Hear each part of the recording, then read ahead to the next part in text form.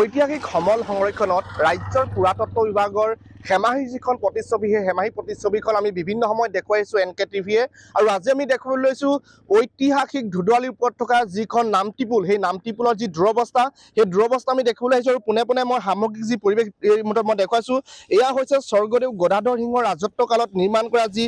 নামটিপুল সেই নামটিপুল আৰু এই নামটিপুলখন বৰ্তমান বহি যোৱা দেখিবলৈ পোৱা গৈছে আৰু যিকোনো মুহূৰ্ততে ভাগি যাব পাৰে। ইয়াৰ পাছতো ৰাজ্যৰ যি প্ৰত্নতত্ত্ব বিভাগ আছে সেই প্ৰত্নতত্ত্ব বিভাগৰ যি চূড়ান্ত হেমাহী প্ৰত্নতত্ত্ব বিভাগৰ যি চূড়ান্ত হেমাহী সেই হেমাহীৰ যি প্ৰতিচ্ছবি সেই হেমাহী প্ৰতিচ্ছবি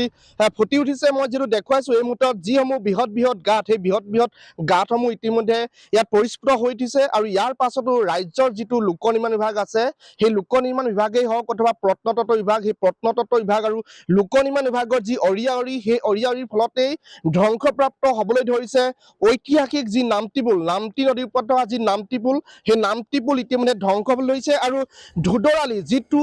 গোলাঘাটৰ পৰা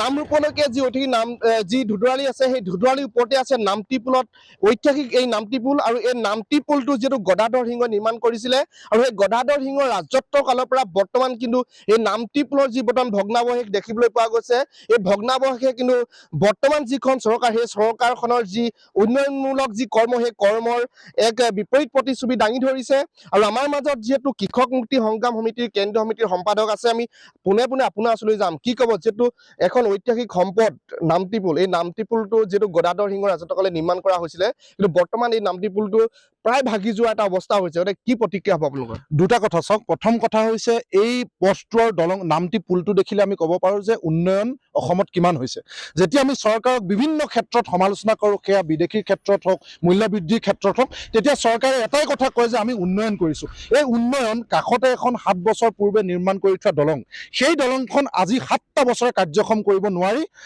সৰ্বত্ৰে যি আমাৰ দাবী উত্থাপন হৈ আছে যে এই পুলটো নামটি পুলটো সংৰক্ষণ কৰিব লাগে আৰু আহোমসকলৰ যি ঐতিহ্য কীৰ্তিচিহ্নৰ সমলসমূহ আমি জানো যে শিৱসাগৰ চৰাইদেউ জিলা এই দুখন জিলাতে আছে। এই দাবী কেৱল ৰাজপথত নহয় বিধানসভা লোকসভা ৰাষ্ট্ৰসংঘলৈকে উত্থাপিত হৈছে যে আহোম স্বৰ্গদেউ দিনৰ আটাইবিলাক কীৰ্তিচিহ্ন সমল আমি সংৰক্ষণ কৰিব লাগে। তাৰ অন্যতম হৈছে নামটি পুল। এই পুলটো আজি 7 বছৰ পূৰ্বেই যিহেতু চৰকাৰে ভাবিছিলে যে ইয়াক সংৰক্ষণ কৰিবলৈ হ'লে কাষেদি আমি এখন দলং বনাব লাগে, কিন্তু কথা চহকী হিমন্ত বিশ্ব শৰ্মা চৰকাৰখনে আজিলৈকে সেই দলংখন কাৰ্যক্ষম কৰিব নোৱাৰাৰ ফলত আজি কিমান এটা ভগ্নপ্ৰায় অৱস্থালৈ দলংখন গুচি গ'ল তাৰ সম্পূৰ্ণ দায়িত্ব ল'ব লাগিব হিমন্ত বিশ্ব শৰ্মা চৰকাৰে। প্ৰথম কথা উন্নয়নৰ কথা, আৰু দ্বিতীয় কথাটো হৈছে যে আমি বিভিন্ন সময়ত হিমন্ত বিশ্ব শৰ্মা চৰকাৰৰ বিৰুদ্ধে আহোম বিদ্বেষী বুলি এটা সাংঘাতিক ধৰণৰ এটা কথা আমি শুনিবলৈ পাওঁ যে হিমন্ত বিশ্ব শৰ্মা চৰকাৰখন এখন আহোম বিদ্বেষী চৰকাৰ, আহোমসকলৰ বিৰুদ্ধে তেওঁ কাম কৰে আৰু তাৰ জ্বলন্ত প্ৰমাণ হৈছে যে আহোমসকলৰ কীৰ্তিচিহ্ন আহোমসকলৰ ঐতিহাসিক সমল এই সমলবিলাকৰ ক্ষেত্ৰত তেওঁ সম্পূৰ্ণৰূপে উদাৰ। তাৰ জ্বলন্ত প্ৰমাণ হৈছে নামটি পুলটো। গতিকে এই ক্ষেত্ৰত আমি হিমন্ত বিশ্ব শৰ্মা চৰকাৰক ক'ব বিচাৰিছোঁ, প্ৰতিগৰাকী আহোম ব্যক্তিয়ে যদি ক'ব নালাগে, প্ৰতিগৰাকী আহোম ব্যক্তিৰ মন মগজুত যদি খুদিত হ'ব নালাগে যে এগৰাকী আপুনি আহোম বিদ্বেষী লোক, তেতিয়াহ'লে অতি সোনকালে এই নামটি পুলটো সম্পূৰ্ণৰূপে বন্ধ কৰি ইয়াক সংৰক্ষণৰ ব্যৱস্থা কৰি আগৰ যিখন 7 বছৰ পূৰ্বে নিৰ্মাণ কৰি থকা যিখন দলং সেই দলংখন অনতিবিলম্বে কাৰ্যক্ষম কৰিবৰ কাৰণে আমি দাবী জনাইছোঁ। অন্যথা আমি ভাবিম সঁচা অৰ্থত ৰাইজে কোৱাৰ দৰে আপুনি এগৰাকী অত্যন্ত আৰু চূড়ান্ত আহোম বিদ্বেষী লোক। হয়, নিশ্চিতভাৱে এটা কথা ক'ব লাগিব যে আহোম স্বৰ্গদেউসকলৰ শৌৰ্য বীৰ্যৰ যি প্ৰতীক সেই প্ৰতীক হৈছে এই যিখন দৌল দেৱালয় দলং সেই দলংবিলাক কিন্তু দেখিবলৈ পোৱা গৈছে যি এক কদৰ্যময় পৰিৱেশ, যিয়ে নামটিপুলৰ যি ভগ্নপ্ৰায় অৱস্থা, কিন্তু অলপ দিনৰ পাছতে এই নামটিপুলটো ভাগি যোৱাৰ পূৰ্ণ সম্ভাৱনা আছে। ইয়াৰ পাছতো ৰাজ্যৰ যি প্ৰত্নতত্ত্ব বিভাগ সেই প্ৰত্নতত্ত্ব বিভাগৰ কিন্তু অৰিয়া-অৰি চূড়ান্ত অৰিয়া-অৰি বুলি ক'ব লাগিব শিৱসাগৰ জিলা লোক নিৰ্মাণ বিভাগ আৰু নাজিৰা যি লোক নিৰ্মাণ বিভাগ, সেই লোক নিৰ্মাণ বিভাগ দুটাৰ যি অৱহেলাময় যি এটা অৱস্থা সেই অৱহেলাময় অৱস্থাৰ কাৰণে এই ইতিমধ্যে নামটিপুলটো ভাঙি যোৱাৰ এক পূৰ্ণ সম্ভাৱনা আছে। আমাৰ মাজত যিটো সদস্য মহিলা সমিতিৰ বিষয়ববীয়া আছে, মই আপোনাৰ ওচৰলৈ কি ক'ব যিহেতু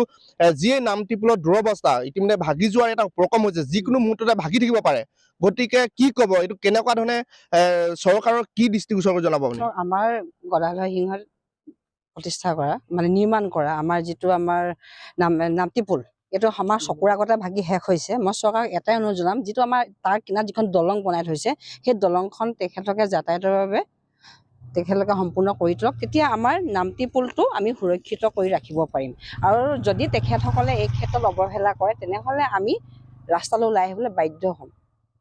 হয় নিশ্চয়কৈ যিকোনো মুহূৰ্ততে প্ৰতিবাদী কাৰ্যসূচী গ্ৰহণ কৰিব পাৰে নামটি পুল সংৰক্ষণৰ কাৰণে নামটি পুলৰ যি এই দুৰৱস্থা এই দুৰৱস্থাৰ কাৰণে ইতিমধ্যে বিভিন্ন সময়ত আমগুৰি জাতীয় দল সংগঠনে তেওঁলোকে প্ৰতিবাদী কাৰ্যসূচী গ্ৰহণ কৰি আছে নামটি পুল সংৰক্ষণৰ কাৰণে কিন্তু বৰ্তমান সময়তো দেখিবলৈ পোৱা গৈছে লোক নিৰ্মাণ বিভাগেই হওক অথবা প্ৰত্নতত্ত্ব বিভাগেই হওক এই দুইটা বিভাগ কিন্তু বৰ্তমান ধোধতকৈও এটা